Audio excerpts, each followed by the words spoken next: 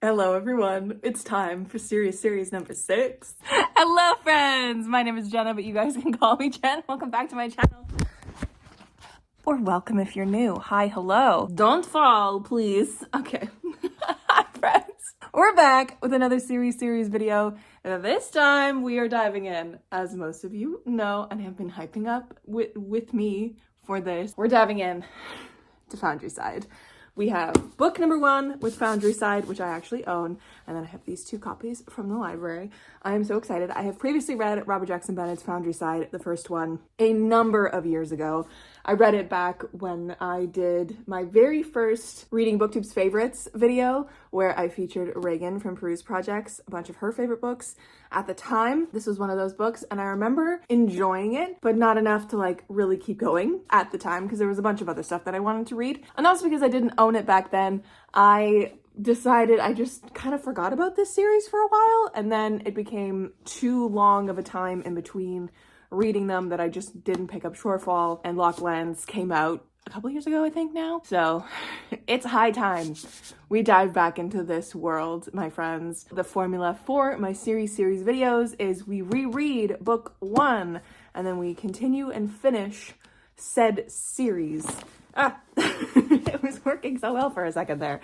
No! Everything's falling apart. But yes, I am very excited to dive into this trilogy, revisit this world, and re-up my knowledge of it, because I remember literally nothing other than what people have like pitched the book as like the magic system is like has coding at the heart of it. It's sapphic also. These are the 2 things that I remember about Foundry Side, and it's like a little heisty. I don't know, but I'm very excited to revisit this book and dive into the rest of the series now with a more versed brain in adult fantasy, because back when I filmed that video about Reagan and her favorite books from Peruse Project, I was not well versed in adult fantasy at the time. Fantasy was my favorite. I was still an avid reader of fantasy, because fantasy has always been my favorite thing. But adult fantasy scared me, and I know that video is a little intense to say that in, because I read The Way of Kings in that video. And at that time, I think I was also, when I started that video, I was also reading Mistborn. So I was like just getting into it, and I was still like splitting my time between adult and YA fantasy. But now that I've been in it for a while, and I have come to really appreciate and love complex magic systems that don't necessarily follow like the sword and sorcery, you know, typical wizarding vibe of magic systems, I think I'm going to absolutely fucking eat this series up. And I'm really excited to just really get into it with the books 2 and 3. So get ready, my friends. We're diving into Foundry Side, and I'm so fucking excited. Hello, friends. It is now a little bit later that same day. Please excuse the mess that is my hair. It just seems to be getting bigger and bigger throughout the day. Couldn't tell you why. It just is. I'm officially halfway through Foundry Side. Now that I'm halfway through, I remember what it's about. We have our main character, Sanchia. And Sanchia is a thief, and a fucking good one. A fucking good one, a fucking great one. She, at the beginning of this, is on a job for a boss that is going to pay her so much that she might be able to like stop thieving, she thinks. It's an inconceivable amount of money. And she desperately needs that because she's living in the lowest of lows in Foundry Side, in this city that they're in. And in this city, there are different like merchant houses. In these merchant houses and in these well-off areas, of course, there's like actual like running water and wealth and, you know, good conditions. And then outside of that are the commons, and the commons are inhumane, basically. So Sanchia is trying to get out of that situation. She's trying to get money. She's trying to leave Foundry Side, etc., because she has a lot of just bad memories as how she's got there or whatever, and she just wants to leave. She is doing this job, and this job is to steal this artifact from a safe in this like really well cordoned off area. So at the beginning, she is doing this, and in stealing this, she ends up burning down the entire waterfront, is what it's called.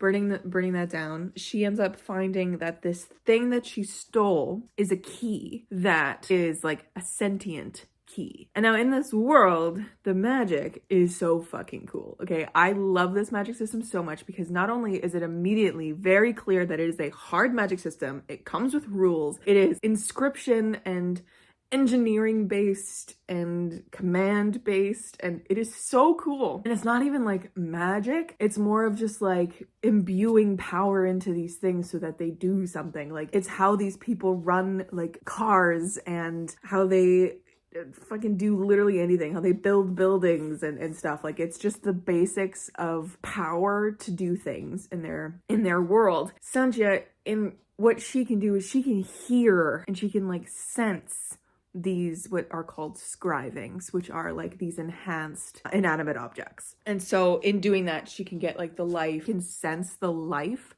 of anything that she touches or that comes into contact with her. So just simply putting on a shirt, she gets the life story of the wool and the cotton that's in this shirt. So she's extremely sensorily overwhelmed at all times. And using this and actually like choosing to like place her hand on a building to get like the layout of the stones and like learn where weak points are and stuff, like it really drains her. And it's all because of something that she has had surgically put into her head by a slave plantation. They're called plantations in this book that are doing like experiments on humans, in that she has been the only successful scribed human being, so that there is a plate in her head that is letting her do this, which is just whack. And so, but when she uses it a lot, it like heats up the runes in that plate, which thus gives her incredible, terrible headaches. That is her ability. She steals this key and its name is Clef. And when she holds it, she can hear it. And it's actually talking to her, and she can talk to it with her thoughts. It is immediately like, okay, we're giving this very strict, very rigid magic system. It's incredibly complex and very tricky to do. And you have to be like university level trained to be able to be someone who can do scrivings, essentially. We are immediately told this, and then we are also immediately given this incredibly mysterious object that is very similar to scrivings, but is so much more advanced and more nuanced and is also alive. So we're given a hard magic system, and then we're also given like a little tease, like there's also something else to discover. And I fucking love that. I love it so much. I love me a hard magic system. I love me magic systems with rules. It makes my brain so happy because it gives constraints to stuff, and it also gives push and pull, and like it gives the characters things to push up against and stuff. Like Mistborn, for example, is just like that. Like there are different levels of constraints with burning metal, right? You can be Mistborn where you can burn all the different kinds of metals. So then you have to kind of figure out your own limits. And you also have to learn the limits of every single kind of metal burning, because if you extend these limits, it is extremely dangerous to yourself, and it overextends you as a person and could burn you out. And then if you are just exceptional in one of these metal burnings, you have to learn the rules of that and control it and whatever. And it's very, very nice to have a hard magic system. And then in another instance, like the Atlas 6, it made me so mad and so just baffled that whatever magic system was in there, which I couldn't tell you what it was because it had no constraints, it had no guidelines, it had nothing, because these kids were in this school studying what they could do, and there were no limits. And that is a choice, because it's also something that like it lends an aspect of terror, like how far will these kids go before it's too late? But also it's like, well, what are the limits? Like, is it just, can you just do anything, you know? So I love a hard magic system, but I do love me like a weird little goofy magic system like Gandalf in Lord of the Rings. Because like no one knows what he can do. He's just a guy who can do some stuff. But that one works because it's paired up against the One Ring. And the One Ring is a very hard magic system with consequences attached.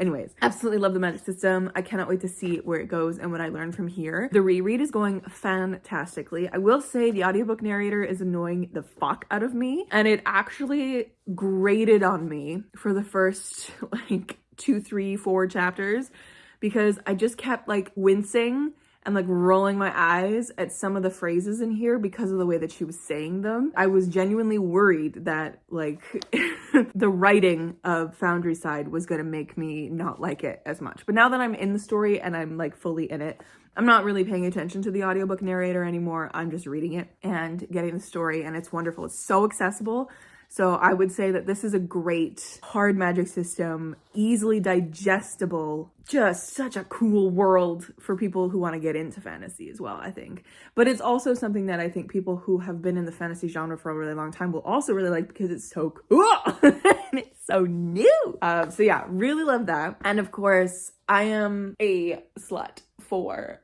a dream team being pulled together. And I love the team in here because there's such a bunch of weirdos. Like, so we have Santia, who is our main character, who gets unwillingly roped in, it's always unwillingly, to this because Captain Dandolo is this guy who is like a very like justice must prevail. I will do anything to hit justice and to do what is right. He's also another POV in here. He is investigating the fires at the waterfront that Santia caused and the theft because she stole something from the safes there.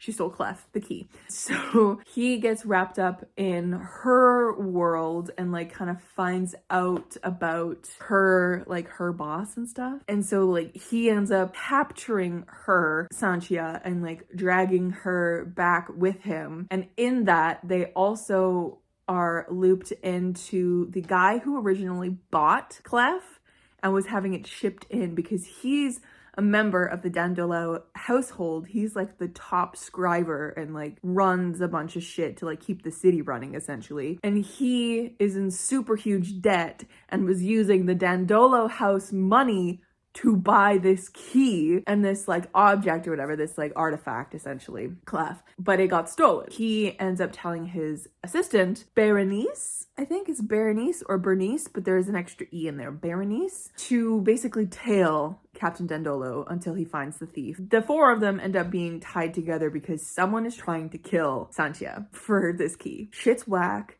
They're using technology that shouldn't be available, that shouldn't be possible. They're fucking with gravity, and they have this device that can shut down the scrivings in an entire area, which is extremely dangerous because, as I explained before, these people use scrivings for everything. They use scrivings for building their buildings. So like if you shut down the scrivings and like cut the power to all of these places, the buildings are going to start falling apart and collapsing on the people who live there, which, oh, danger. So that's kind of like this distant terror, that machine that they could do that with. But anyways, I am really enjoying this and I'm going to keep going because it is just about to turn 11 o'clock. So I have a little bit of time, but I'm genuinely really liking this. A few moments later.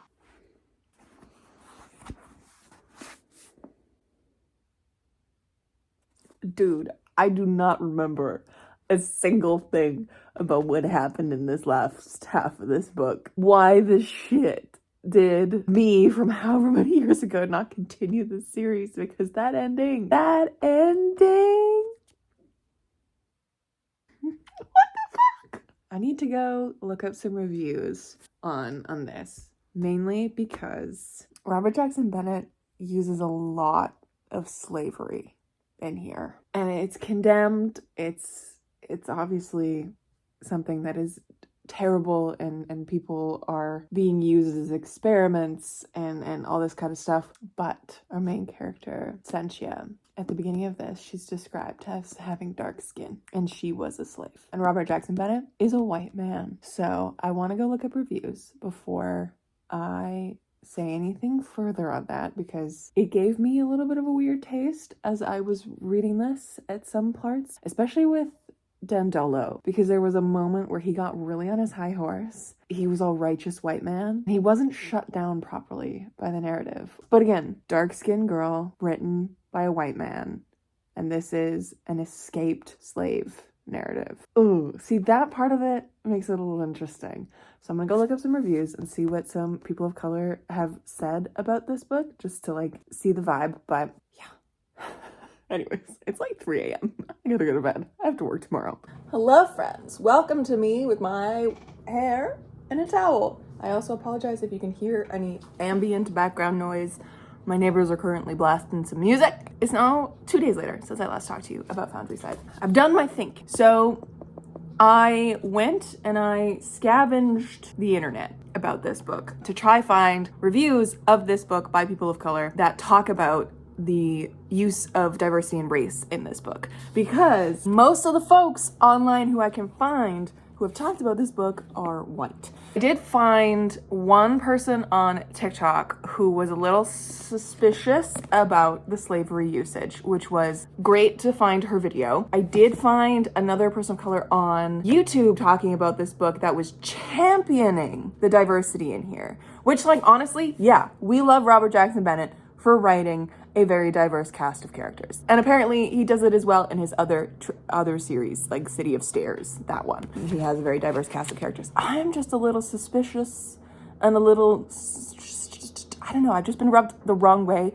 with his usage of slavery so heavy-handed in here, and having a main character who is, first of all, a man writing a young girl character is always a little sus to me. And we always have, like, the side eye watching Robert Jackson Bennett for any suspicious behavior, but, like, he didn't do too bad on this one. Sanchia's not, like, a teenager, I don't think. Like, Sanchia's, like, I don't know how old she is, but, like, she's a young woman, I would say. And that's all well and good, but I always am a little suspicious of white older men writing women. You know, I've just come across really bad ones, really bad depictions of women written by men in my life. So that is why. And then you add on to it that he is a white man writing about a black girl. I'm a little sus. But that's why I wanted to search out reviews by people of color, because as you can very well tell with your eyeballs, I am a white woman. If you are not a seeing person, I am white. Hi. So I don't have any authority about what to say over that. So which is why I wanted to find reviews on it to see what people of color were saying about the use of race and slavery in this book. So I'm gonna still hunt for it and I'm gonna still think about it. But after all of that, after all my thinking, I enjoyed this book. I will give it that. And I think I was looking at my Goodreads review originally for this book. I gave it 4.5 stars. I was raving about it. I was like, the second half was perfection. It was so well done, etc., etc. No. Upon reread and having become a more critical reader and a better writer myself, this book's writing was juvenile in a lot of places. Like, I think I mentioned earlier that the audiobook narrator was grating on me, and like the first few chapters, I was like, and it's because of the writing style. Now that I got to the end of it and I've like really thought about it, it wasn't really the audiobook narrator. The audiobook narrator wasn't fantastic, but she did a pretty good job of voicing all the characters. In my opinion, by the end of it, she was a very good choice for it. I think what really bothered me with her is just she is such an American voice. That's so weird to say, but like, she is so strong. She strongly reminds me of someone who I've watched a lot of YouTube videos from, of a company online. I'm not going to mention which one. There's nothing wrong with this woman. I enjoy her YouTube videos, but her voice, Tara Sands, the narrator of these, reminds me so much of this woman. And I just couldn't get that out of my head, and I think that was tainting it for me. But in retrospect, the writing in here, very repetitive, very information heavy in a lot of accounts. And I think this would work better if it was marketed as a YA because of that. Because of the way that the information is extremely clear. I will say that. Like, everything is very well explained because it's explained 10 different times to 10 different people. I think this book, this concept, it would have been done so much better with writing that was more nuanced and better. I don't know how else to explain it.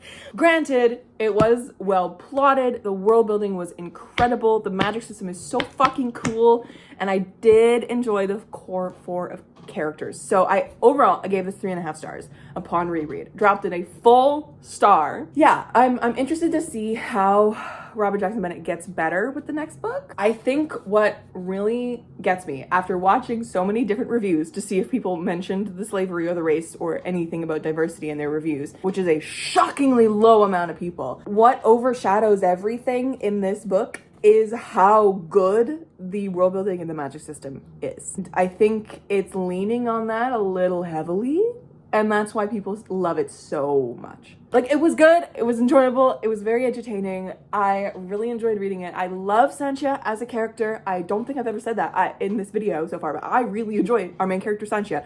She is so sweet, and she, like, also, you look at her wrong, and she's like a feral cat who will just like, and go running away, you know? I really enjoyed the depiction of her augmented, scribed plate in her head and what it does to her physically, and how, like, she cannot have physical touch, because she just can't, because, you know, she's so overwhelmed with all the things that she will learn about everything. So she's lived an extremely lonely life and all this kind of stuff. So I really enjoyed learning about Sanchia. And I really also enjoyed the itty bitty bits of sapphic that we got in here. Yes, I think those are all my thoughts about this bad boy. Definitely was entertaining, and I think if you're at all interested in it, pick it up. But yeah, remember, just keep a good critical brain on your shoulders. Oh, I also wrote in here a cartoony villain on my page of thoughts. I wrote cartoony villain. One of the reasons why I'm side-eyeing this white man so much is because not only do we have, as I've said, Sanchia as our main character, who is a person of color and she's queer, we have this extremely cartoonish villain who is a woman. And I did, like, not like he did anything wrong with writing his women in these books, but the fact that this villain is so cartoony and so, like, wanting to go against the patriarchy and all this kind of stuff, and that's the villainy, and she's like patriarchy busting. Like, how did she get the resources to do what she was doing, as oppressed as she was in the role that she was living? Like, how did she do it? I don't know how she did it. It would have been interesting to have her point of view in here, actually, now that I'm thinking about it, so that we could have gotten a little less cartoonish of a view of her. I did like the image of her just bare-chested, writing sigils all over herself, standing and looking out these big windows, looking at the city and being like, I'm going to make them all pay for what they did to me. Cartoony, but also kind of epic in a way. I don't know. But yeah, we're keeping our eyes out for homie, just to make sure that he stays in line. Now we're gonna go on to Shorefall. Several days later. I don't even know what to think. I don't know what to say. I'm done. That's what I'll say. What? Hello, friends. All right, so it's the next morning, and I wanted to talk about Shorefall because now that I've slept on it, I feel like I have my thoughts together properly. So, also, I'm so sorry for not updating you halfway through like I said I was going to. I read like 80 pages and then just didn't pick it up for a few days because I just wasn't into it. Then yesterday I was like, okay, I just want to like get as much of this through my system as I can. And then suddenly I was at the 75% mark. It was 2 a.m. and I was like, I'm not going to bed yet. I need to finish this book. And I totally forgot to stop and talk to you guys about this book. So yes, beginning was not slower. The beginning had a lot going on, and it introduces a real spooky figure who we like got whispers of in the first book, Foundry Side, but in Shorefall they actually become a threat, and like a big threat. And so right away, first 100 pages, they're starting to prep and deal with this threat. At the same time, like, it's been 3 years since the events of Foundry Side, which I find really interesting. The time jump was interesting. I don't know if there's another time jump between this and Locklands, but I'm gonna find out today. Originally, like, the time jump wasn't very clear at the beginning of this. I was like, was it 6 months or 3 years? And it was 3 years.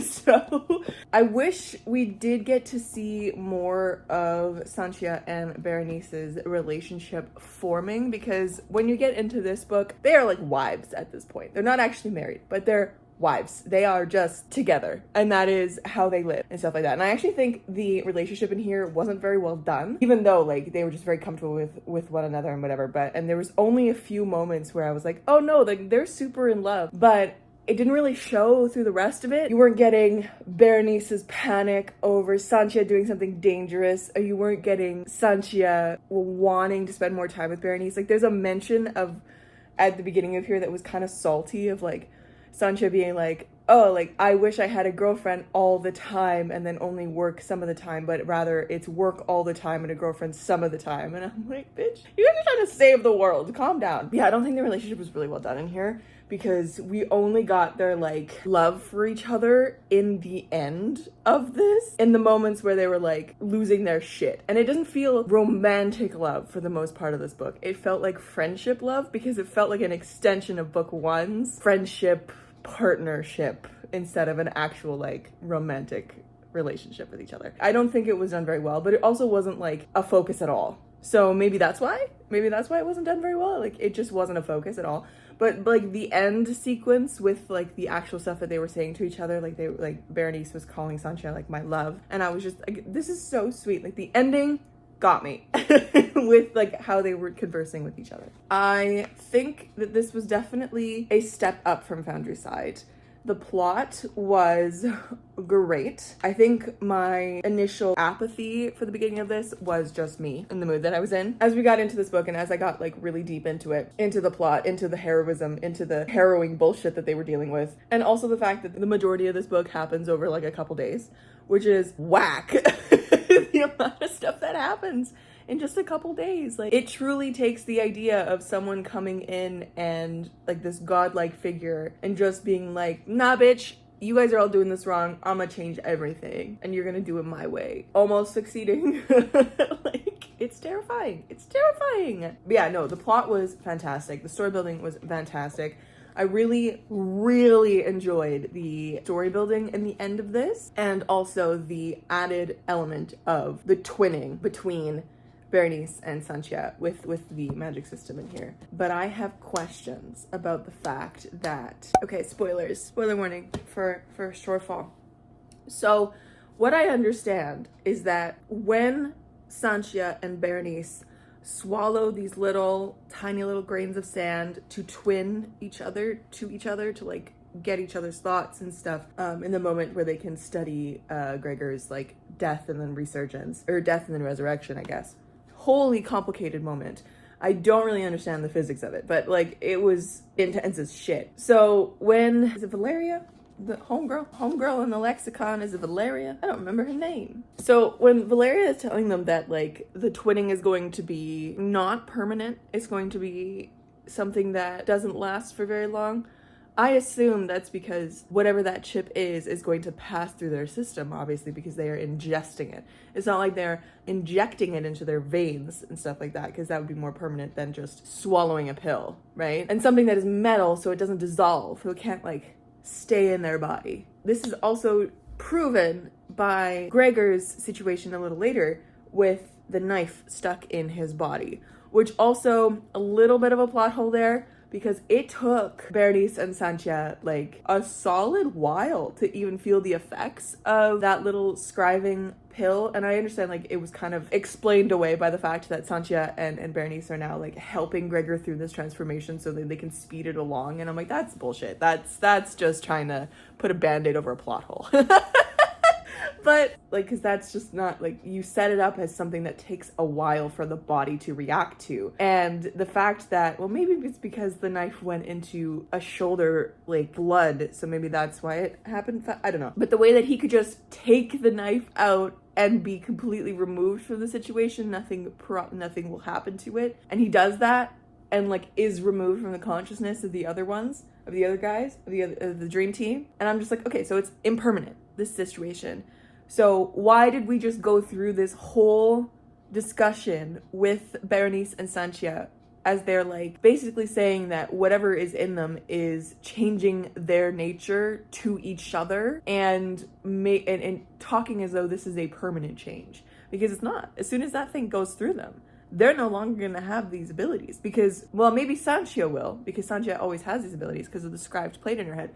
But Berenice doesn't have a scribed plate in her head. So, like, how can it change Berenice that much, you know? Unless they're just going to pass it off as, like, magic. So, that's something that is a little bit of a plot hole. But I really enjoyed that connection between the two of them.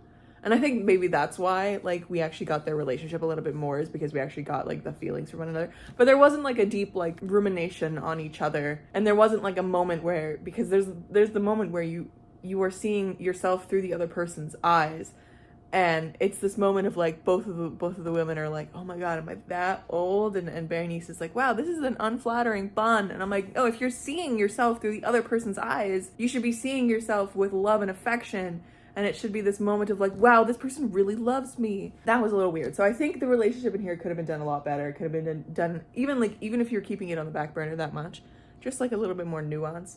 would have been so sweet and so lovely. But it is a white man writing a queer narrative, so like, who knows? Who knows? But yeah, so the actual story of this as well, like that element of the twinning between Berenice and Sancha near the end was so cool, and the way that they like brought the others on as well was a really interesting concept. And I wonder where Robert Jackson Bennett is going to go with that in the next book, because the limits of scribing were like in book 1 we understood that scribing was something that was very rudimentary, and it's like rudimentary stages, but it is also akin to innovation, and it is something that can change and become cool and become even better, and people are researching scribings and constantly bettering everything. So it is like something that can always be improved on, which is very interesting to me. And then we have the aspect of the Hierophant like level of scribing, which was like essentially like the golden era of scribing. And it's something almost different from scribing, right? But it is in its essence very similar.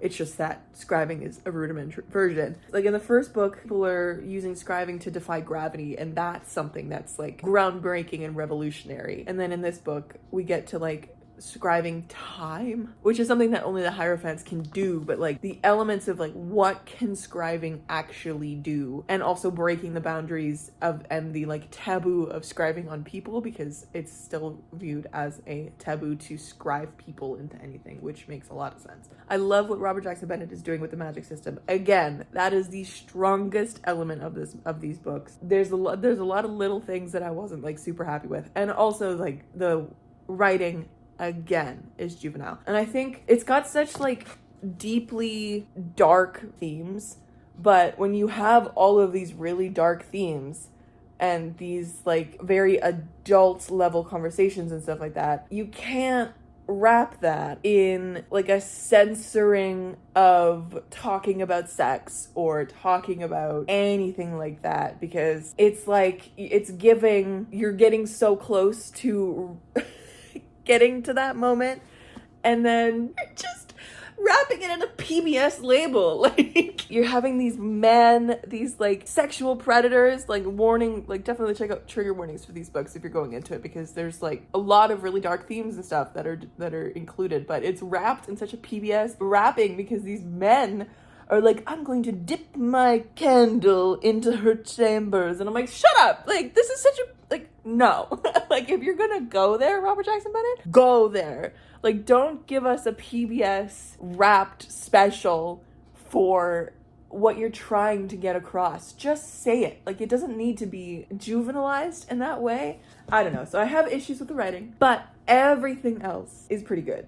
So I did enjoy this, and it was a whole heck of an ending. And I will say, it did unlock something in my brain for Sage's story, which is not even the next thing that I'm working on. I'm working on Airmount Book 3. And so it unlocks something for Sage's story, like the villain arc, and what I want to have happen at the end of book 2 and like into book 3. And it was just like, it was 4 a.m. and my brain was lit up, and I was like, well shit, I guess I'm not getting any sleep tonight. I love when a book gives me inspiration, and it's like the inspiration for Sage's story has like literally nothing to do with this. It is just one element of this story that unlocked something that I was like, oh, what if this? And then I couldn't shut my brain up, and it just kept like running forward. So those are my opinions on Shortfall. It was a step up from book 1. I still have issues with the writing and some of the story aspects. There's a couple little plot holes that just have band-aids put over them.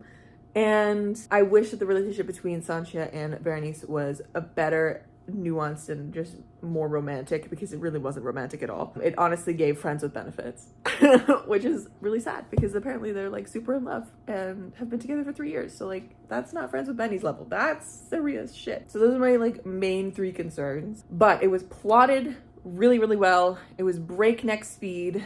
The magic system was really interesting, and it introduced a very scary figure onto an already scary figure from book 1. So like, it gave us these moments of history coming out of history and like causing issues. Yeah, I enjoyed it. I enjoyed it enough. My main takeaway from this series is that the concepts are so cool, but the writing itself is failing it just a little, because it's not giving. Like, if this was written by somebody like Shelley Parker Chan or John Gwynne or N.K. Jemisin. Like, it would be given the gravitas and the nuance that it needed to really impact and not just be a story that's leaning really heavily on the world building and the magic system. So that's my biggest gripe with these books. I will say, my comments on the use of slavery in book 1, it has gotten better into book 2 a little bit, because there was a moment where, I don't know, there's just, the slavery in here is very interesting.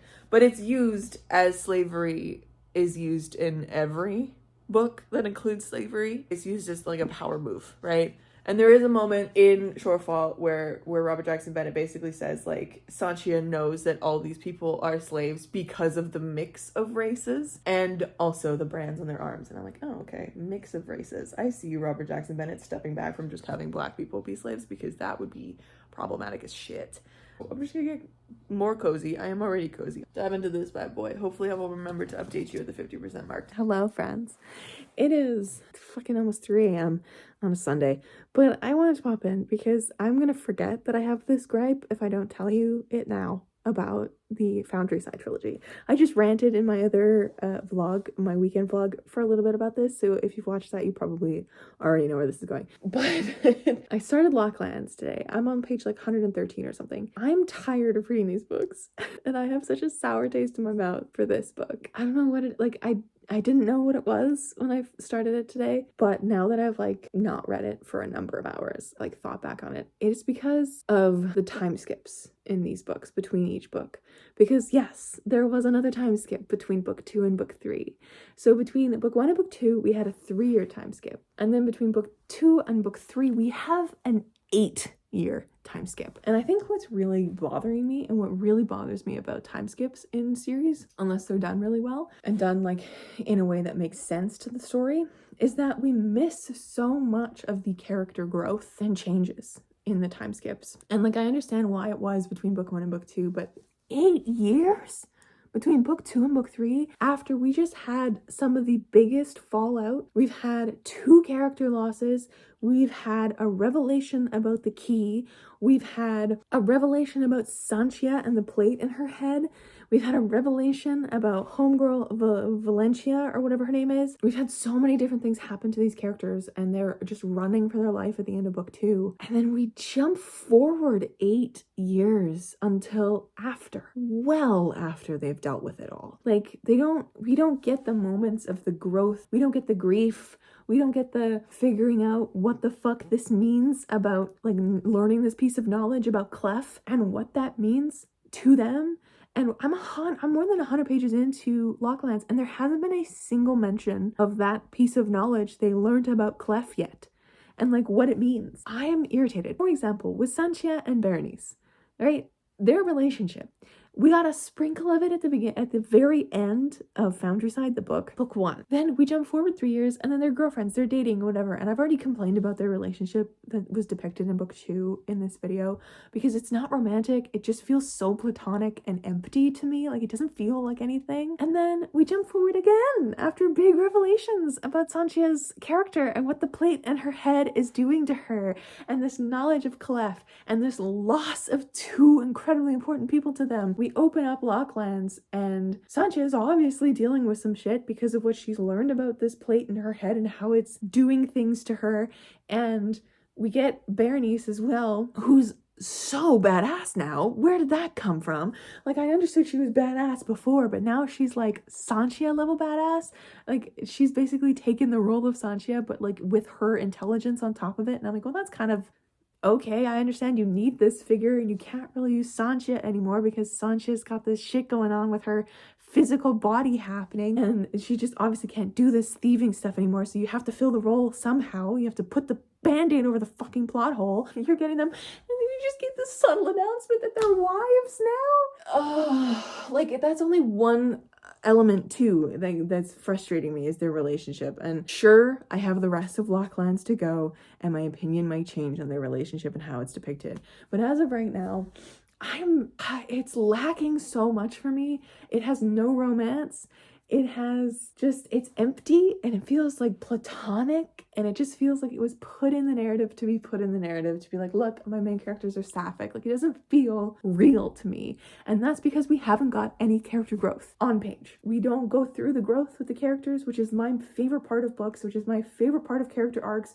You grow with the characters, you learn with the characters, you get over stuff and you go through it and you adjust, and you like, that's what you do with characters. You don't just jump over the important stuff and get to the grown part, you know? I think that time skip was unnecessary.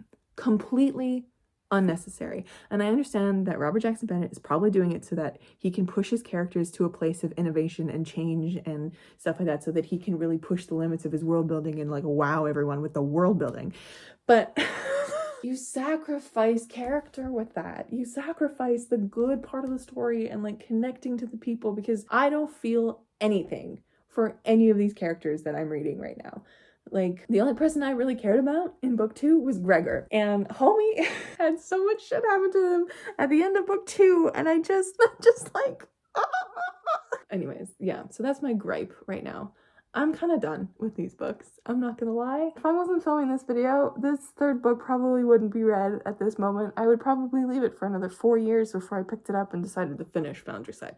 But because I'm filming this video, I'm going to finish this trilogy. Don't worry about it. It's going to be the next book that I finish. Well, it's not going to be the next book that I finish, because I've decided I'm going to do like a little novella palette cleanser. It's good, this trilogy. It's just good. It's fine. And I might be the only person who feels this way about this, because I know there are so many of you out there who fucking love these books and this series so much. And it was like groundbreaking, changing to you guys. It affected you, and I'm so happy that it did that for you. I'm not trying to take away your opinion. I'm not trying to mar it in any way. This is just my opinion as I'm reading it.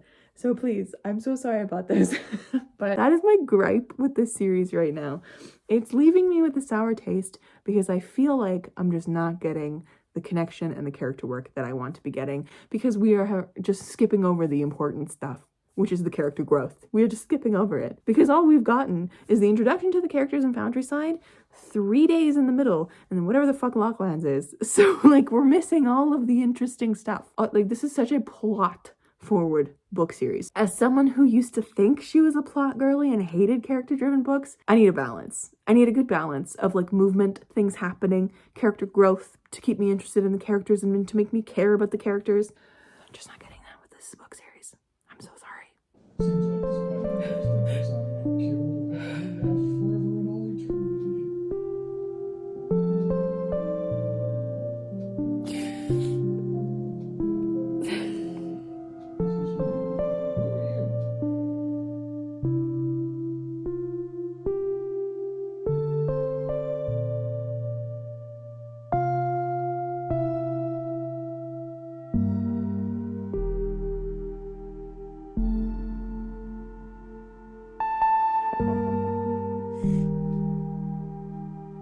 What the fuck?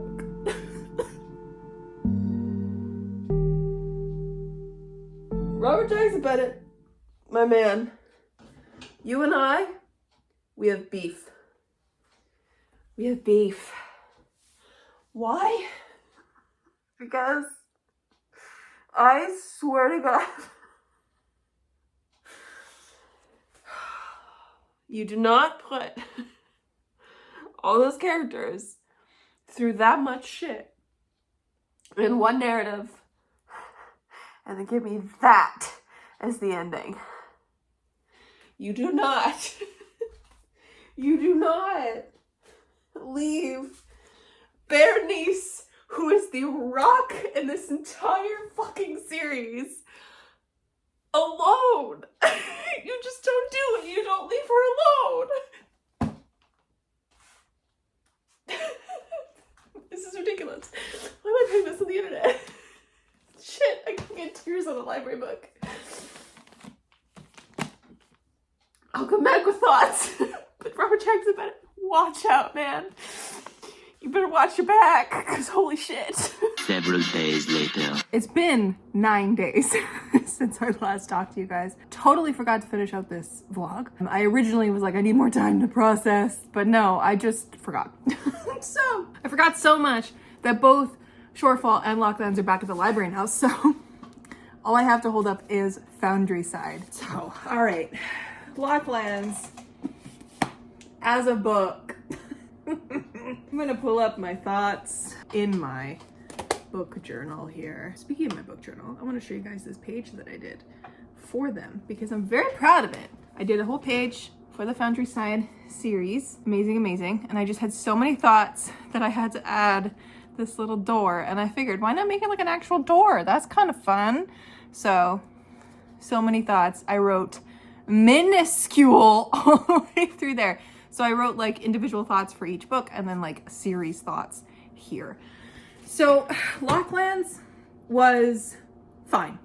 I believe I've already waxed poetic about the time skip in this video. I think it did this book a disservice, to be real with you, because it not only moved us forward into a future that we did not have any stock in, with characters who have evolved and had families and had gotten married and are living lives 8 years after the tumultuous events of Shorefall. Quite honestly, I think starting Locklands so late in the game was a disservice, even though Locklands treated its own plot pretty okay. At the end of Shorefall, we lose 2 characters in 2 different ways, in very shocking, intense ways. And then we also get a big lore drop about another character. It's just happening and happening and happening. All this stuff is piling up and they don't have time to deal with any of it. They are just living it and they're trying to get out. And then we jump forward 8 years before they've had a chance to deal with any of it. And it feels like such a disservice to those characters because there's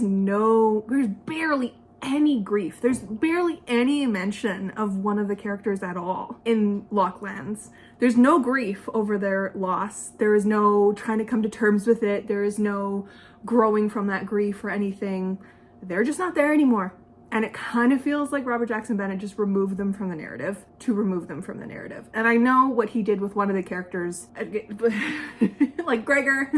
Like Gregor is a different situation, but he's not, yeah, it's complicated. And I don't like talking about Gregor. All right, so a little bit of spoiler warnings for the end of this book. I don't like what Robert Jackson Bennett did with Gregor at all. Like, I understand what he did at the end of Shorefall and like the self-sacrificing situation because we got a lot of Gregor in book 2. But again, because the timelines of these books, like each one of these books are so tiny timelines, I guess Foundry Side and Locklands were not like small timelines, but Shorefall was only a couple days. And because of that, we didn't get a lot of like growth and stuff. We just learned more about Gregor and we're in Gregor's head more to have him just self-sacrifice himself and become something completely different and becoming the city, essentially. Becoming one with Valeria. Every time I go to say her name, I want to say Valencia and I'm like, that's not her name. That's fine. That was fine. Totally okay. I really don't like that we just got him back at the end and barely touched on any of that trauma, any of that grief, nothing. It was just a speed run of watching him be sad and then leave the best character in this series, Berenice, alone. Okay. Another one of my beefs with this story is what Robert Jackson Bennett did to Berenice as a character and then also as a person.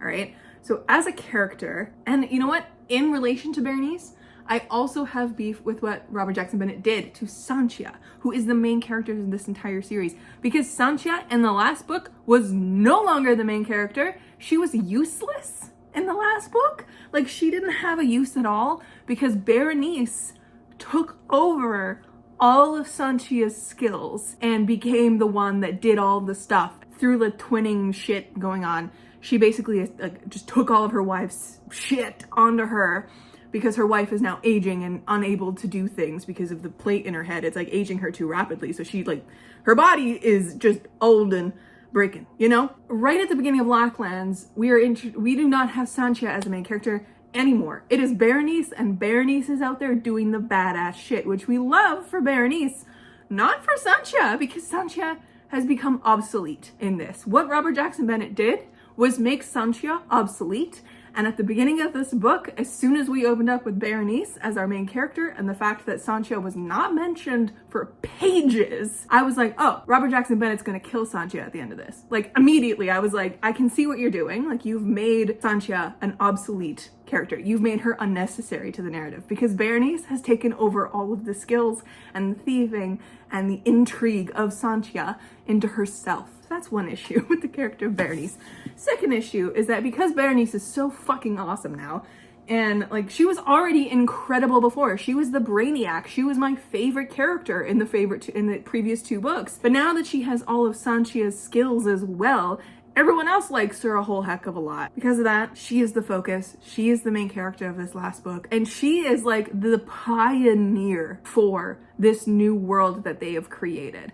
The pioneer, the mother, if you will, she is the one who is helping create all these new things. She's so fucking smart. And Robert Jackson Bennett has set us up this entire series over the 15 years that this series has encompassed. Berenice is the one that comes up with shit. She is the whip smart intellect creator, right? So at the end of this book, Robert Jackson Bennett decides to leave her alone in a little house next to nowhere because she is now no longer attached to her world because she had to detach herself from the twinning and you can't go back from that, which is valid. But this is also an incredibly advanced world and they are learning new things and doing new things and go so far as to be unable to speak out loud properly now because of how much they've advanced and they're just speaking in their minds. You are leading me to believe, Robert Jackson Bennett, that they're not going to be able to find a way to re-twin the mother, the pioneer, the one that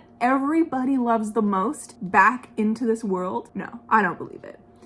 And even then, like, all of these people would not leave her alone. They would not leave her in this little shack on the side of the fucking ocean alone with a grief-riddled man who used to be a city. Like, what a sentence. That made me so mad. It was such a betrayal of her character because you built her up to be this amazing, incredible person. Even if you take away the fact that her incredible character growth and change and whatever in the 8 years is in a detriment to Sanchia's character, which it is. Take that away, Berenice is still an incredible character. The disservice that Robert Jackson Bennett puts her through at the end boils her purpose down to just needing her wife. Like, that is her only purpose at the end of this. I don't believe it, and I don't like it, and I hate that. I hate it.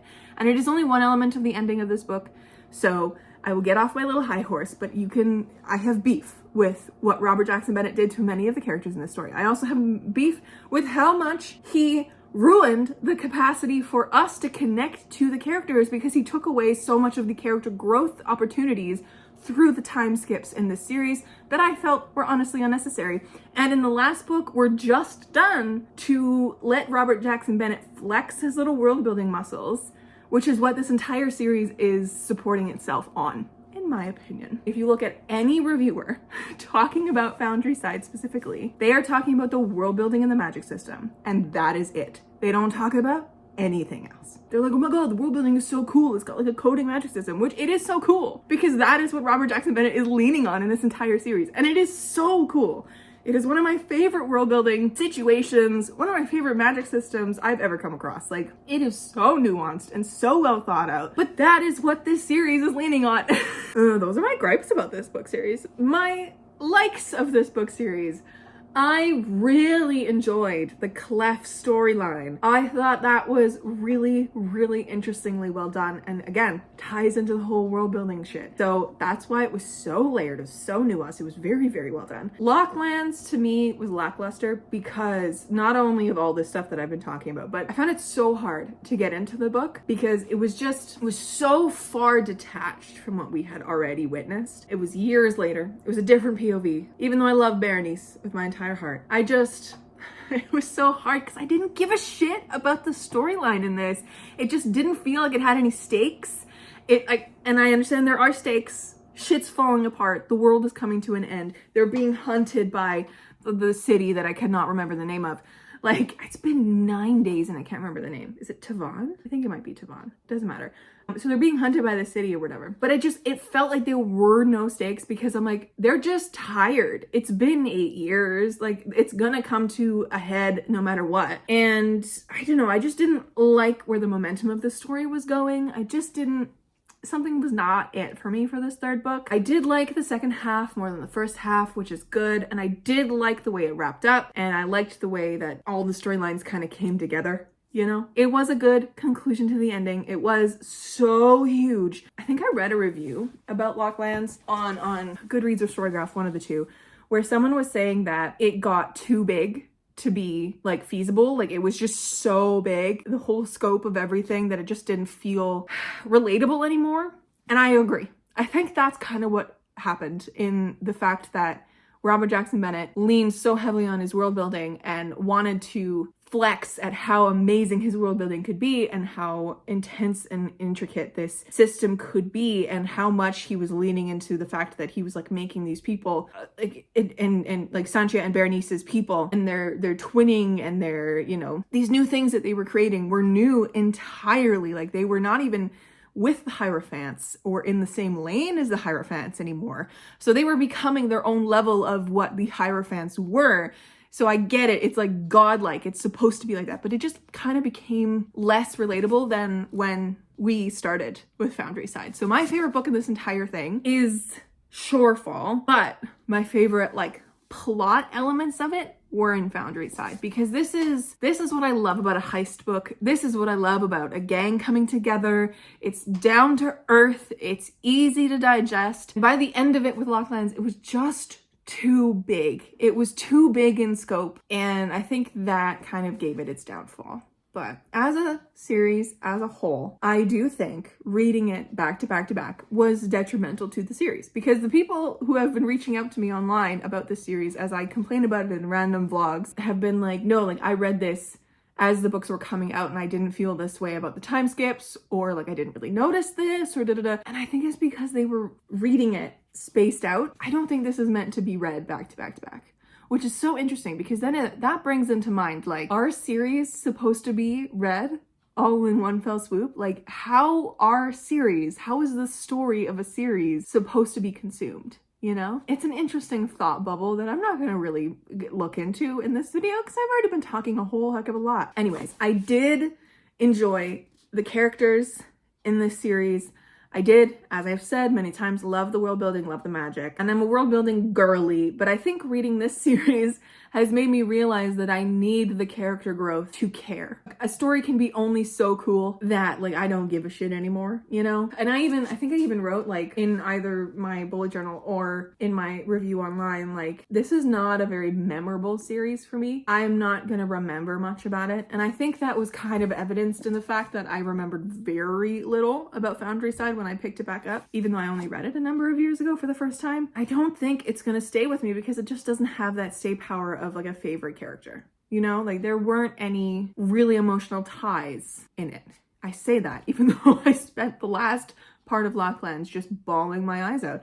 And that was because of the Clef narrative and because of the stupid shit that Robert Jackson Bennett was doing to Berenice at the end. As a whole, it was not a bad series, and I think it was a good series, and is a good series if you are wanting to dip your toe into something more complex, of a high fantasy kind of a series, because, as I've mentioned many times, the writing is juvenile. Not as an insult, but as a very, like, clear, over-explained kind of dialogue. So if you want something that is more like Mistborn by Brandon Sanderson, but you can't get into his writing, or you're scared about his writing, this kind of heisty shit with a cool magic system will get you through it, you know? Like, it's a high-octane, plot-driven series that, if that's your shit, this is good for you then. Like, this is going to be the best recommendation, because this is just plot in my mind. Like, we just don't get to see the characters grow in these books, in my opinion. I gave Foundry Side 3.5 stars upon reread, and so it dropped a full star. Shorefall got 4 stars. It was the better of the books, for sure. With that trajectory, I was hoping Locklands would get like 4.5 stars. It got 3.5 stars. Again, just really didn't hit the mark for me. They were kind of mid. I'm so sorry if you watch this entire video and you love Foundry Side and it's one of your top favorite series, and you come to the end of this feeling like maybe I missed something, or I just don't get it, or I'm hurting your feelings in any kind of way, I'm so sorry. I did not mean to hate on your favorite series or one of your favorite series. I get it. I get why people really like these, but for me, it was just mid. It was a 3.5 star series for me as a whole. And I think it could have been done a lot better. So what a series trip that we just went on. I don't remember what number this is. I think this is series number 6. I have plans for series number 7. Series number 7 is going to be a special edition. I am hoping to do the Inheritance Cycle by Christopher Paolini. So I have read books 1 and 2 in that series, but it's going to be the first series longer than a trilogy because it is 4 books. I'm only doing the main 4. I'm not going to do Murktag on top of it, just the main 4, because that was the original canonical chunk of series. I have to reread books 1 and 2 for that, which I'm very excited to do because I read those books a number of years ago. I don't remember very much about it, and I'm excited to get back into this world as a better read reader, you know, to see how it is, and as someone who absolutely fucking loves dragons. The next one in the docket is the Inheritance Cycle. It's gonna be a special edition because it's gonna be a little different than usual. But anyways, my friends, let me know down below what your thoughts are on the Foundry Side series. If you hate my opinions, feel free to let me know. That's okay too. I would love to chat about this book down below. If you also hate what Robert Jackson Bennett did to Berenice at the end, please let me know. And if you want justice for Gregor and justice for his broken, truncated storyline where we feel like we just didn't get any closure, that's the word. If we didn't get any closure for it, let me know down below. We'll scream about it together. But I did enjoy the reading experience of this, even if I kind of felt like I was burning out by the end of it. And I'm glad that I did it finally because I now know what the experience of Foundry Side is. Thank you guys so much for watching. If you made it all the way to the end, leave me a little key emoji. I think there's a key emoji in the grouping of it for Clef, the main man. Anyways, friends, thank you so much for watching. I will catch you in another one very, very soon. Stay kind and keep on reading.